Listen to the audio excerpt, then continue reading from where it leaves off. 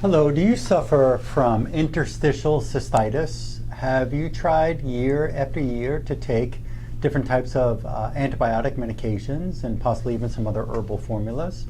Have you had some other types of studies done to your bladder, any ultrasounds or any other endoscopic or colonoscopy types of exams, because they're looking around in your body trying to find what's causing the interstitial cystitis? You probably have urinary tests done, urine tests done, and they're looking for a urinary tract infection, and sometimes the urinary tract infection can't be found, or maybe it is found, and they put you on some antibiotic formulas again. And people I meet are going through these different patterns of another urine test and another round of antibiotics. And for many women, these chronic pains just persist month after month, or they took a month off and then it came back and gone and came back, or it just persists. It just every month it comes around with this, with what's been diagnosed as interstitial cystitis. One of my patients, female, she's middle-aged, she's in her 50s. She has, for years, is what she describes to me, she's dealt with interstitial cystitis. At least that's the diagnosis that the doctors have given her. She came in with some urine tests and some blood tests, and there's really nothing there that shows that she has any infection in her urinary tract according to the urine test and according to a blood test, looking at kidney function and so on. But yet she was prescribed Lexapro, a very dangerous, strong, dangerous Cipro. I'm sorry about that. Cipro, and she was prescribed Levaquin, two very dangerous antibiotics.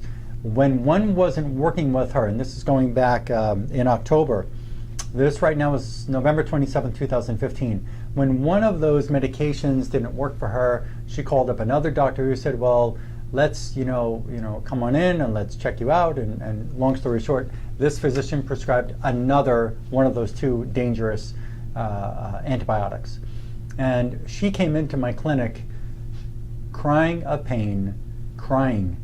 I mean, it was terrible. The sobbing on the table, she just couldn't handle the kind of pain that she had in her lower abdomen, and showed me the 2 boxes of the medication, showed me her lab reports, and I went and I did my kind of bioresonance testing to actually, it's like taking a biopsy of various tissues in the bladder area and the area reproductive tissue area in her body, and I was able to tell what tissues were stressed. Now, she's completely 100% relieved of this interstitial cystitis, 100% relieved, and maybe she'll make a testimonial video with us here, but I'm going to share with you what her findings were.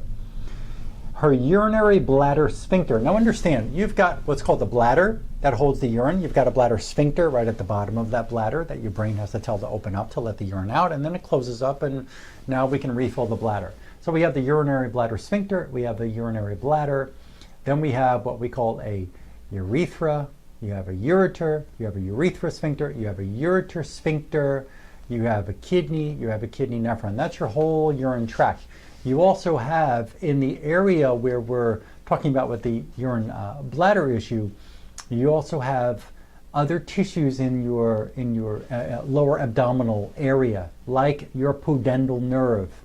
That's a nerve that runs in between and around the vagina and the colon and around the reproductive organs. You also have what's called the pudendal muscle.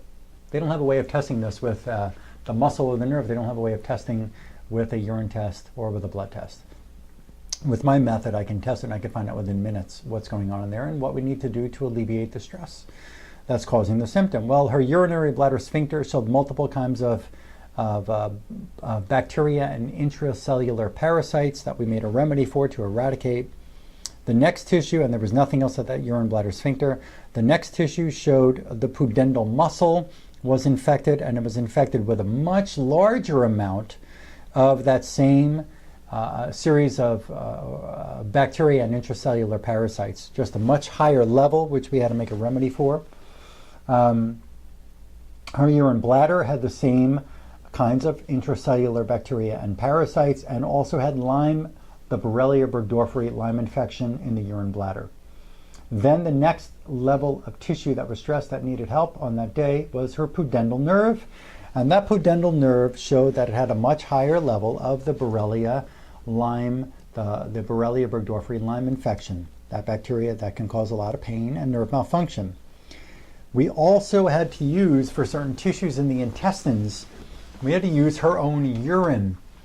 There was something that was in the urine that I just did not have a sample of, and it turned out that the urine turned out to be the perfect medicine that we could make a copy of. Something was in that urine that we actually made a copy into a remedy. We didn't give her her own urine, but made a copy of that urine, and it turned out to be the right medicine for her.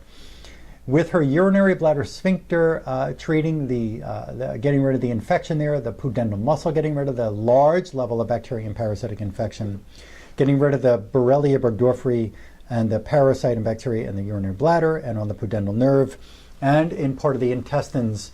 When we got rid of those, which she took this protocol over a series of 5 days, she came in on the 6th day 100% pain-free in her lower abdomen. Sometimes women are lucky. I shouldn't say lucky. Sometimes the strategy will do it in one round, and sometimes we need a couple of rounds. Her interstitial cystitis, as so it was called, was completely relieved. Right now is, and that day that she had that evaluation was October 13th of 2015. Today is November, I believe we're on the 27th, 26th or 27th, the day after Thanksgiving in 2015. And she is still to this day completely free of pain in her lower abdomen. No pain or burning when she pees, no pain at all when she goes to the bathroom, no pain at all when she's sleeping or sitting or lying down or walking in her lower abdomen. It's 100% gone.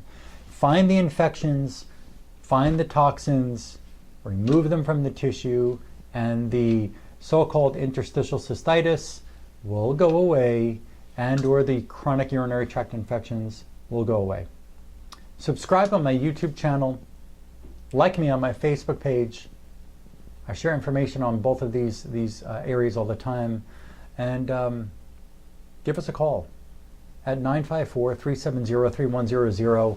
You can finally get relief of a condition you've been dealing with, whether it's for 1 month, 1 year, 10 years, 20, 30 years. I meet women who are suffering with the same chronic UTIs and interstitial cystitis. You can get rid of it. We just need the right method. We need to find out what's causing it, and it can be done.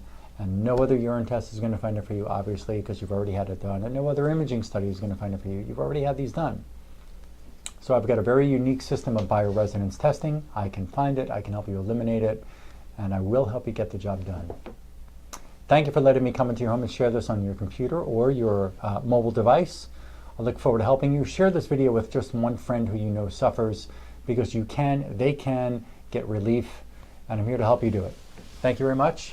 Hope to see you soon.